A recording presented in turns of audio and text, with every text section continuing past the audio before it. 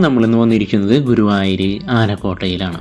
ഒരുപാട് കൗതുകമേറിയ കാഴ്ചകളും അതുപോലെ തന്നെ ഒരുപാട് അറിവുകളൊക്കെ സമ്മാനിച്ചൊരു യാത്രേനായിരുന്നു. നമ്മൾ പൂരത്തിനും ഉത്സവത്തിനൊക്കെ ഒരുപാട് ആനകളെ കാണാറുണ്ട്.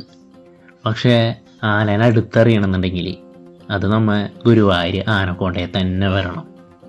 നമ്മൾ ഈ മതപ്പാടുള്ള ഈ ആനകളൊക്കെ ഉണ്ടല്ലോ, അവയുടെ പരിചരണവും അവയുടെ ചികിത്സയും ഈ പാപ്പാനായിട്ടുള്ള ആനയുടെ കുസൃതികളൊക്കെ, അങ്ങനെ ഒരുപാട് കാഴ്ചകൾ, ഒരുപാട് പ്രത്യേകതകളുണ്ട് ഇവിടെ പറയാനായിട്ട്.